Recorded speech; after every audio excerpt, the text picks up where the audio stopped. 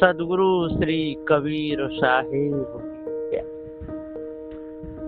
विश्व वंदनीय संत सम्राट बंदी छोर सदगुरु श्री कबीर साहब जी, मेरे हृदय मंदिर के आराध्य परम पुरुष सदगुरु श्री महान साहब जी, पूजा के योग सभी संत समाज में चरण कमलों में सिर झुका के त्रिवार बंदी करता हूँ। बोलिए श्री सदगुरुदेव की जय। सदगुरु श्री कबीर साहब जी बड़े विचारमान, अच्छे, पवित्र हृदय के संत थे और जीवन में किसी का भी उन्होंने बुरा नहीं सोचा। अष्ट महासद्गुणों के धनी थे, सतपथ पर ही चलते थे। सत्य का ही उनका नारा था, सत्य बोलो, झूठ मत बोलो, भ्रम भूल कल्पना से और विषय वासना से बचो। यदि कोई आवागमन से छूटना चाहता है तो भ्रम और विषय से बचना ही पड़ेगा और विचार से काम लो। जो सदा विचार से काम लेता है उसका विवेक जागृत रहता है, और जो विचार से काम नहीं लेता है उसका विवेक जागृत नहीं रहता है। कोई कहता है, कोई मान लेता है, वहीं पर गड़बड़ हो जाती है। कोई कहे पहले उसको फिर जाने, और जान के तब माने तो बात बिल्कुल ठीक है।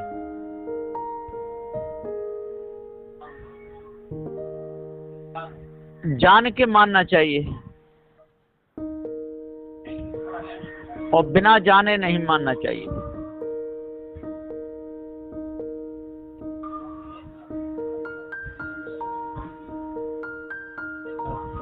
जानना चाहिए तब मानना चाहिए, और बिना जाने जो मान लेगा तो समझ लो कि उसका वो मानना बिल्कुल गलत है। कोई भी बात माननी तो पड़ेगी जरूर, पर पहले जानो और पीछे मानो। और किसी ने कहा, किसी ने मान लिया, जानबूझ सही है क्या नहीं। जानने के बाद जो मानना है वही ठीक है, और जानकारी है नहीं और मान लिया। किसी ने कहा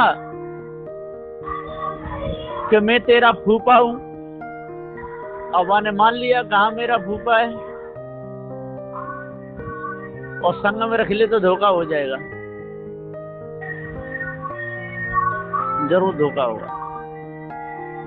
कोई किसी के घर में आ गया, कहा मैं आपकी मौसी का लड़का हूं,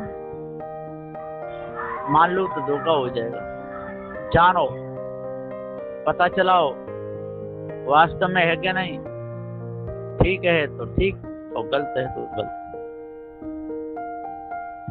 ये निर्णय सदगुरु श्री कबीर साहब जी का था।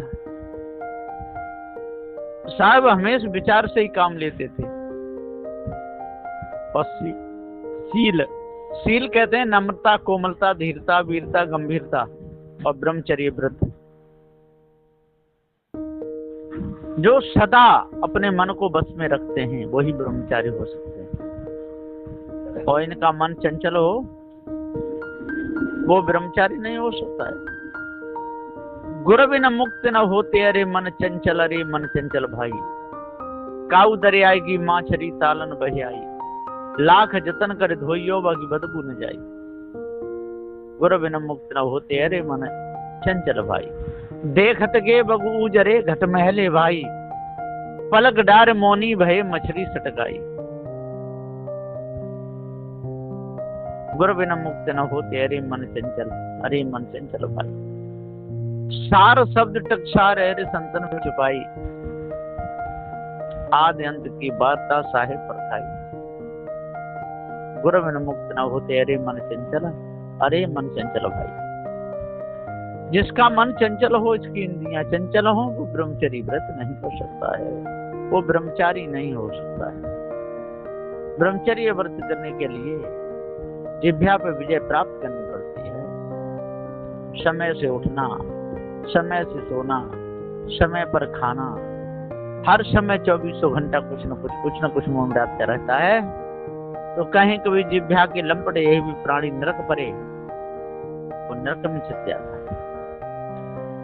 तो साहब कहते हैं शील का पालन करना चाहिए, संतुष्टि होना चाहिए, शीलवान होना चाहिए, गुणवान होना चाहिए और ब्रह्मचर्य होना चाहिए और दया। जो शीलवान होगा वही दया कर सकता है। एक निज दया और एक पर दया, और निज दया और पर दया में जो पूर्ण होते हैं वही संत हैं। गुरुदेव जी दृष्टांत कहते हैं कि एक बिच्छू पड़ा था एक गड्ढे में और एक संत उसको निकालते थे। बिच्छू बार बार डंक मारता था, हाथ उठा लेते थे और फिर निकालते थे। किसी ने कहा रे मूर्ख साधु, तो इसको क्यों निकाल रहा है, डंक मार देगा, उसका स्वभाव है डंक मारना। उन्होंने कहा कि मेरा स्वभाव बचाना है। जब वो अपना स्वभाव नहीं छोड़ सकता तो मैं अपना स्वभाव कैसे छोड़ सकता। इसी प्रकार से सारे संसार के लोग जब ये भ्रम का उपदेश देना नहीं छोड़ सकते, इस ब्रह्म आत्म परमात्मा की कल्पना को नहीं छोड़ सकते, तो मैं सत्य का उपदेश देने में क्यों कसर रखूं, सत्य का उपदेश देना क्यों छोड़ूं। मैं सत्य का ही उपदेश दूंगा। ये सद्गुरु श्री कबीर साहब जी का मुख्य निर्णय है। जब झूठ बोलने से लोग नहीं डरते है, चोरी हिंसा विचार से नहीं डरते, ईसा के मानछल से नहीं डरते, गाली निंदा झूठ से नहीं डरते, तो मैं दया करने में क्यों डरूं। तो निज दया और पर दया में जो पूर्ण होते हैं, पहले अपने आप को संसार से छुड़ाना और दूसरों को छुड़ाने का उपदेश देना। अपने आप को छुड़ाना ये निज दया है और दूसरों को उपदेश देना ये पर दया है। इसी में पूरा जीवन बीतता है विवेकी जनों का। और धैर्य, दयालु होगा तो धैर्यमान भी होगा, और धैर्यता से ही काम बनते हैं। अधैर्य से बहुत से काम बिगड़ जाते हैं। इसलिए धैर्यता से काम लेना चाहिए, धैर्यता से काम बन जाते हैं। गम खाने से काम बन जाते हैं। गुरुजी पहले एक दृष्टांत सुनाते थे, बहुत दिन हो गए तब से तो नहीं सुनाए, कि एक अपनी ससुराल गया विदा कराने के लिए। तो उनकी जो घरवाली थी वो साथ में आना नहीं चाहती थी, तब भी जबरदस्ती विदा करा के ला रहा था। रास्ता में उसने कहा मुझे प्यास लगी है, तो चलो पानी पी लो, कि मेरे लिए पानी खींचो कुआं में से। वो पानी खींचने लगा और पीछे से उस औरत ने उस आदमी में धक्का मार दिया। आदमी कुआं में गिर गया। औरत अपने घर भाग आई। उसकी माँ बोली बेटा क्या बात है, दामाद कहाँ है, तू तो अकेली आ गई। क्या माँ बहुत भारी तूफान, बहुत भारी आंधी आई, वो कहाँ उड़ गए पता नहीं, और मैं तो इधर आकर के इस गांव की भीतर से आगे लग गई इसलिए बच गई। कह रही हमारी बेटी बच गई। अब वो कुआं में गिर गई, किसी ने पानी खींचा, उन्होंने कहा भाई मैं इसमें गिर गया, मुझे निकाल लो। वो निकाल लिए और फिर अपने ससुराल पहुंचे।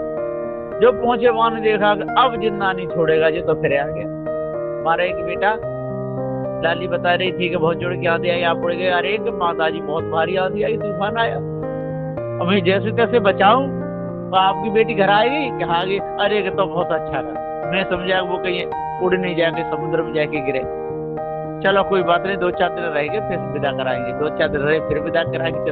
रास्ता में बोला तू डरे मत, मैं तेरे जैसा नहीं हूँ पापी, तेरे में कुआं में ढकेल दिया पर तेरे को मैं नहीं ढकेलूंगा।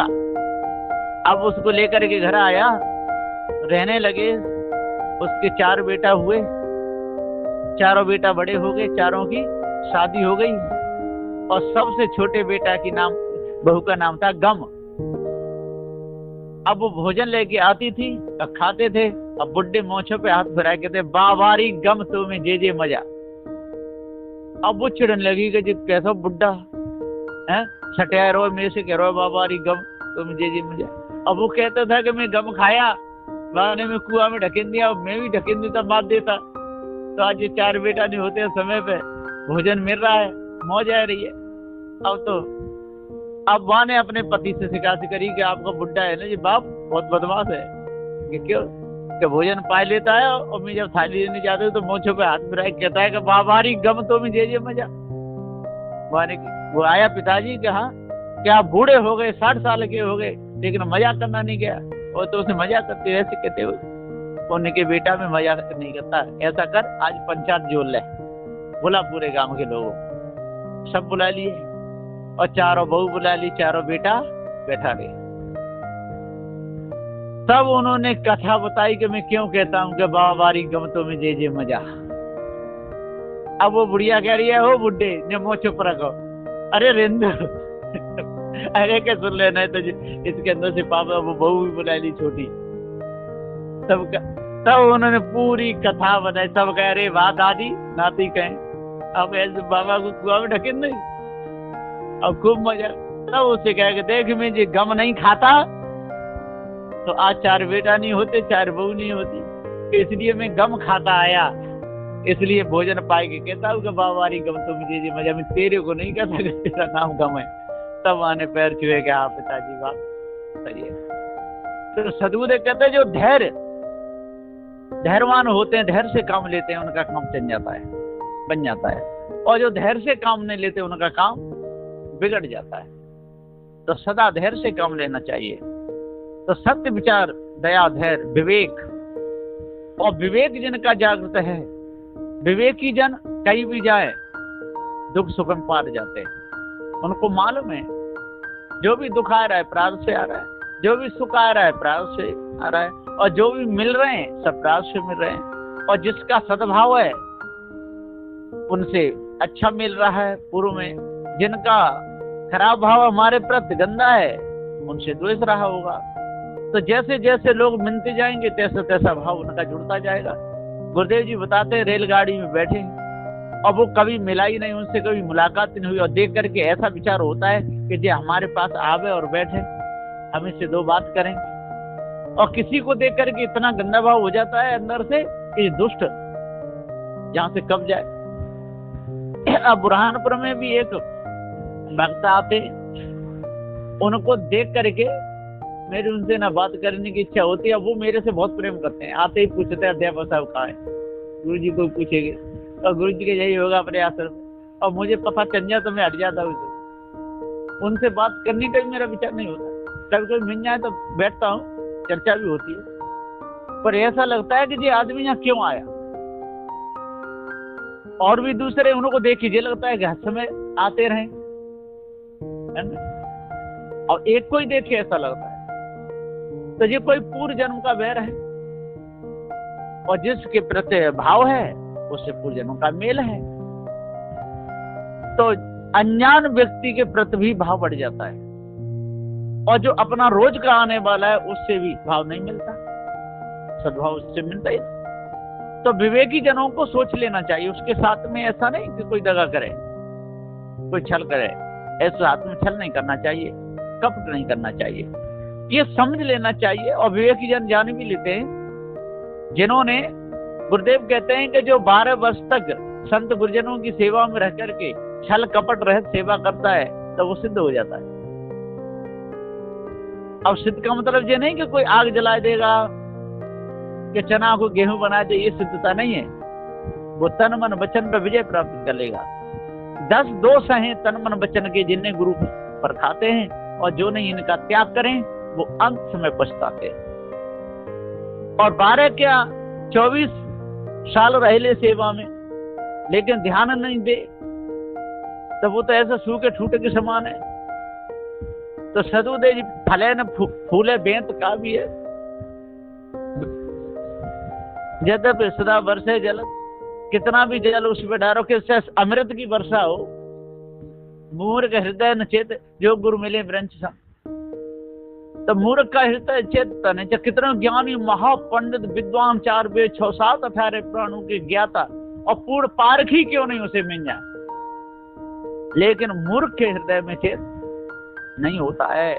तो सदा विवेक से काम लेना चाहिए, विवेक वैराग्य। और वैराग हो तो सूझता हो, अंधा वैराग नहीं। ये नहीं कि कोई कपड़ा उतारे जे नहीं डोर रहे तो वो भी उतारे के डोरने लगे, है ना। ब्रंच कहते ब्रह्मा को। तो सद्गुरुदेव जी पुकार कहते हैं कि जो विवेक विचार से सदा काम लेता है, सत्य विचारशील दया धैर्य विवेक वैराग्य, तो वैराग हो तो पक्का हो, अच्छा हो, है ना। त्याग और वैराग ही साधु का भूषण है, और त्याग वैराग ही भक्त का भी भूषण है। भक्त को भी घर में रहे, त्याग वैराग के साथ में रहे, है ना। कोई काम बने तो ठीक और बिगड़े तो ठीक, क्योंकि भोग विषय और कुटुंब सब अंत तो ही तज जाए। ताते समझ विचार के तुम्हें तजो कि न भाई, ये सब तज जाएंगे, कोई साथ नहीं देगा। तो भोग विषय और कुटुंब सब अंत तो ही तज जाए, और ताते समझ विचार के तुम्हें तजो कि न भाई। उसको तज हानि लाभ में, हानि हो तो हानि हो गई तो हो गई, और लाभ तो होने वाला नहीं, और लाभ हो गया तो हो गया। इसलिए हानि और लाभ में जो खुश रहते हैं उन पर कोई असर नहीं पड़ता है, उनको कोई दुखी सुखी कर ही नहीं सकता है किसी भी प्रकार से। एक भगत जी थे और खेत में उनका अनाज पड़ा था, गेहूं कटे हुए, आग लग गई। तो लड़का रोता हुआ आया खेत से, बहुत रोया पिताजी के हाँ सारे खेत के पर आग लग गई। कि जीवता आग लगी, अब बिना लगी वही जाते हैं क्या, लग गई तो लग गई, कि खाएंगे का, कि जो भी होगा चिंता क्यों करता है। और दूसरे के खेत में आग लगी तब वो अरे अब तो हम जर की मत है, अब हम क्या खाएंगे, क्या होगा, और रोवे पूरा परिवार रहा है, हमारा अनाज जलेगा, वो अग्नि में जलने के लिए भाग रहे। और एक कह रहे हैं कि जल गया तो जल गया, उसमें हम क्या कर सकते हैं। अब वो भी रह रहा है और वो भी रह रहा है, वो दुखी होके रह रहा है, वो सुखी होके रह रहा है, इतना अंतर पड़ता है। तो वैराग्य दोनों जगह काम देता है। और प्रारब्ध घर में वन में रण में कहीं भी प्रारब्ध साथ देता है। तो प्रारब्ध का भोग भोग बिन कौन मिटैया है, कर्मगत करे नहीं ज्ञानी, और चेतन पुरुष अखंड जीव का विरले ने जानी। इसलिए सद्गुरुदेव जी कहते हैं कि कोई काम बिगड़ गया तो समझ आओ, कहने को कहो, कहना पड़ता ही है।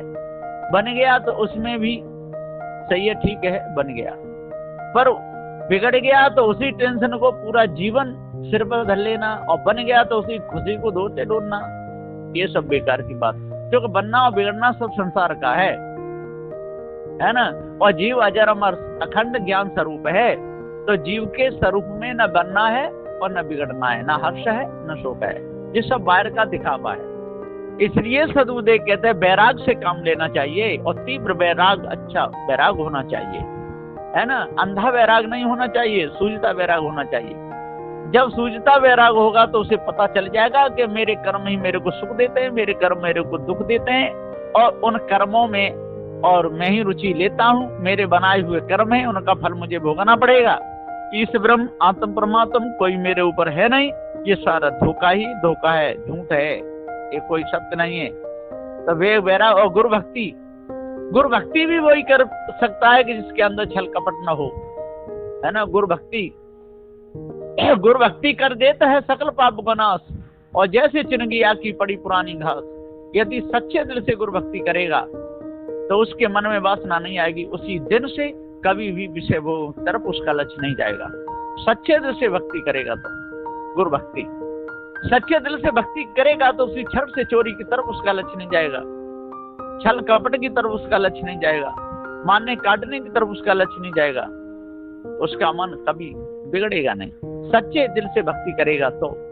और यदि गंदे दिल से भक्ति करेगा तो जिनकी भक्ति करेगा उनसे छल कर कपट कर बैठेगा। इसलिए भक्ति तो करे पर सच्चे दिल से करे, है ना। और चेतन भक्ति करे, जड़ भक्ति नहीं। जड़ भक्ति करेगा और जड़ मूर्तियों को पूजेगा, उन पर दूध घी डालेगा, अगरबत्तियां जलाएगा, उनके चक्कर लगाएगा, तो उसकी बुद्धि कुंठित हो जाएगी, उसके विचार धूमिल हो जाएंगे, उसका अंतःकरण गंदा हो जाएगा, वासना वश फिर अन्य खानियों में भटकेगा। तो गुरु भक्ति कर देता है सकल पाप को नाश, तो गुरु भक्ति करनी चाहिए, है ना। चेतन भक्ति करनी चाहिए, और सत्य विचारशील दया धैर्य विवेक वैराग गुरु भक्ति को धारण करना चाहिए, तभी पूर्ण शांति मिलेगी। तो जो सत्य पथ पर जो चलता है जो विचार से काम लेता है, जो शीलवान अखंड बाल ब्रह्मचारी नम्रता कोमलता को धारण करता है और दया निदया परदया में पूर्ण होता है, और जो धैर्य से काम लेता है और विवेक जिसका जागृत हो जाता है और विवेक वैराग में जो जीवन जीता है, वही गुरु भक्ति करके और जड़ और चेतन के पूर्ण भेद को जान करके और सदा सदा के लिए वो मुक्त हो जाता है। तो सदगुरुदेव जी पुकार के समझाते कहते हैं कि जब तक हम अपने आप को नहीं जानेंगे, जब तक भूल को हम अपने अंदर से नहीं निकालेंगे, तब तक हमारा मन गंदा का गंदा ही रहेगा। इसलिए विचार से ही काम लेना चाहिए। उठे तो विचार के, बैठे तो विचार के, चले तो विचार के, कहे तो विचार के। ऐसे वचन कभी किसी से न कहे कि जिन वचनों के द्वारा दूसरा सामने वाला भ्रम में फंस जाए।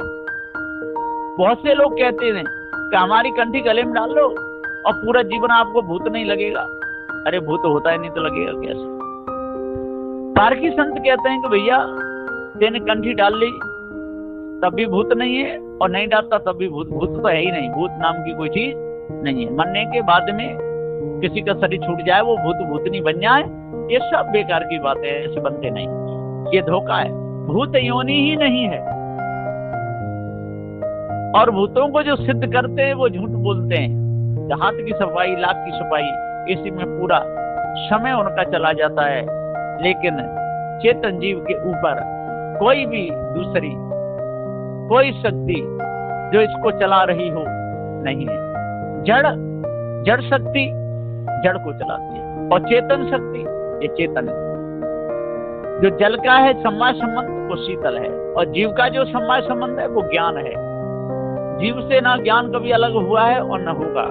बाहरी जो जानकारी हो जाते है उसको भी ज्ञान कहते हैं। बाहर की जानकारी तो कम ज्यादा होती रहती है, जो बाहरी जो ज्ञान हो जाता है उसके विषय में जैसी जैसी जानकारी बढ़ती है तैसा ज्ञान बढ़ता जाता है, और जैसे उसको छोड़ते जाओ तो वो छूटता जाता है। जैसे ग्रंथों को याद करते रहो तो याद रहते हैं, और करना बंद कर दो तो भूल जाते हैं। वो बाहर का ज्ञान है ना, वो जानकारी को ज्ञान लोग कह देते हैं। वैसे मुख्य ज्ञान है जीव का सम्माय संबंध, जो न कभी मिला न कभी बिछड़े। इसलिए ज्ञान स्वरूप चेतन जीव है, और जो ज्ञान स्वरूप जो चेतन जीव है, जीव को ज्ञान हो रहा है सब चीज का, वो ज्ञान न कभी जीव को कहीं से मिला है और न कभी बिछड़ेगा। इसलिए सदगुरु श्री कबीर साहब जी पुकार के समझाते हुए कहते हैं कि भाई विवेक और वैराग और गुरु भक्ति, जो चेतन भक्ति, तो पार की गुरु से मिलकर के और सभी प्रकार की वासना को, भ्रम भूल कल्पना को, मोहमता आसक्ति को और विषय वासना को जो त्याग देगा उसके हृदय से कालमा मिट जाएगी। ये पूज्य सदगुरु श्री महंत साहब जी का निर्णय है कि भ्रम भूल कल्पना, विषय वासना और मोहमता आसक्ति इसको छोड़ देगा तो अटकन भटकन लटकन से बच जाएगा। बस ये मुख्य है। अटकन कहिए खानी जाल में, भटकन कहिए बाणी जाल में, और दोनों में अटकेगा भटेगा निश्चित ज्ञान नहीं हुआ तो माँ के पेट में लटक जाएगा। इधर अटकन उधर भटकन तो माँ के गर्भ में लटकन, यही होता रहेगा और अनादिकाल से हो रहा है। इसलिए आज हम अपने आप को जाने, भ्रम को मिटाएं, भूल को दूर करें, तब पूर्ण शांति मिलेगी। बोलिए श्री सदगुरुदेव की जय।